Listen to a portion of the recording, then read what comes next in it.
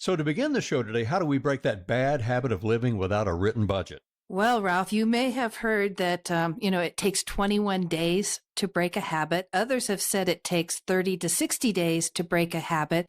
I even saw a recent article that said there's a 2190 rule, and that really got my curiosity up. So I read a little bit further, and apparently the 2190 rule says that it takes 21 days to create a habit and 90 days to make it part of your lifestyle. And I think it's important to really differentiate between a budget and tracking. Tracking will tell you where you spend your money or spent your money, but a budget tells you how much you're going to spend in a certain area. So for example, if you have, let's say, $400 a month for groceries, basically $100 a week, and you find that you're spending $500 a month, that's a problem. You only have so much money coming in, and your fixed costs, such as, your house payment, your car payment, insurance, those kind of things, we know what to expect. And most of the time it's set up on auto payment, but other things like food and eating out and hobbies, travel, those are the things that we have some discretion over. So to answer your question, Ralph, I believe you need to be consistent to break any habit. And for example, if we have a bad habit of living without a budget, we need to start with creating a budget and then reviewing monthly to make sure that we've kept to our budget. So, how does working with someone like you and SF Financial help us keep from becoming too complacent with the money we've set aside for savings?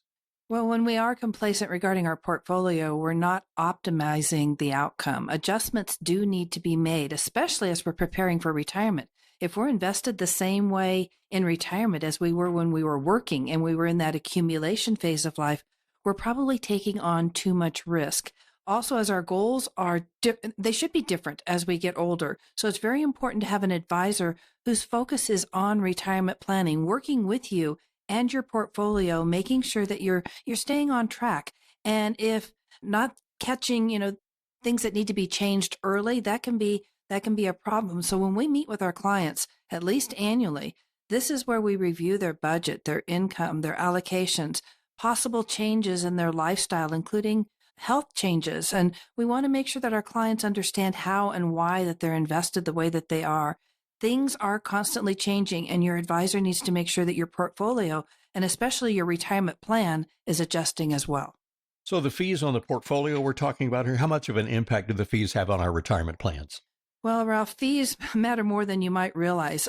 Just using some historical data from Vanguard, we know that from 1926 to 2019, if you had an 80-20 portfolio, so 80% in equities, 20% in bonds, that you got a return of 9.7% a year on average. So what does that mean for your money? Well, it means we saw growth, and it also means we're paying more fees because fees are based on the value of the account. But if you saw gains, you probably are not as concerned about the fees, and you would have wanted to really be saving as much as possible during this time. But I need to also mention that 80-20 portfolio was very aggressive. And those in retirement or close to retirement should not necessarily be that aggressive. And also keep in mind that in 2001 and 2008, the stock market lost a lot of money. And since really those that were in the stock market at that time, they did as well. So if you had time to wait for the stock market to come back, you may not have panicked. But for those that were in retirement or close to retirement, they had a huge setback. And for some, it meant going back to work and not having the retirement that they've always dreamed about. And I'd also like to give you just a couple ideas here that I think are pretty amazing.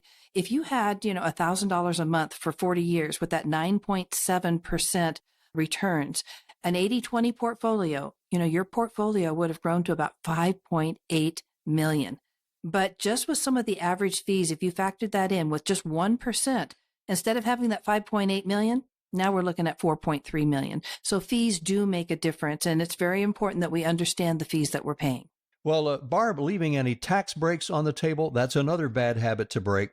So how can having a tax-efficient retirement strategy help us all keep on track and keeping more money we can use for our retirement and spend it for what we want to spend it on? Well, anytime that you can reduce your tax obligations now and in the future, all the better. So part of the financial endurance plan that we create for our clients is using strategies that help keep more money in your pocket. But one of the best things we could do is to contribute to accounts that are tax-free when we take withdrawals, Sure. rather than being 100% taxable. So, our 401ks, TSPs, and IRAs, Those are accounts that we contribute, your employer matches, and all the growth. When you go to take that money out, it is going to be taxed. And at some point, whether you need the money or not, you're going to need to take those RMDs. But if we had been contributing to 401k Roths or Roth IRAs, you would have had tax-free money in retirement. So just understanding the rules and using them to your advantage can be powerful. Well, we certainly don't want to be complacent when it comes to our taxes, and a lot of people just don't realize there's that very short window of opportunity to implement strategies saving on taxes. We've mentioned on the show several times we're going to have some major tax changes. With that in mind, I'll set my own alarm for that, Barb, but Okay. what can we all do to help keep taxes from taking too much of a bite out of those important retirement savings?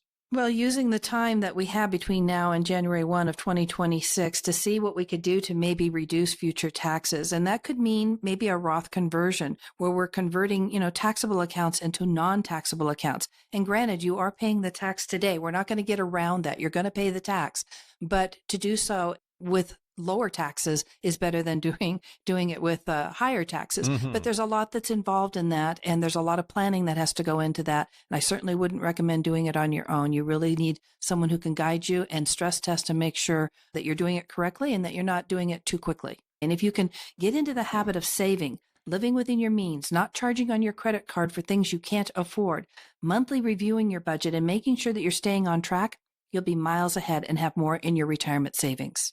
Well, the federal income tax rates we have now might be the lowest we'll see for the rest of our lives. After the tax rates went down with the 2017 Tax Cuts and Jobs Act, but we know those are going to sunset and expire when 2026 gets here. So, Barb, it's not a matter of if this is going to happen, but when the taxes are going up.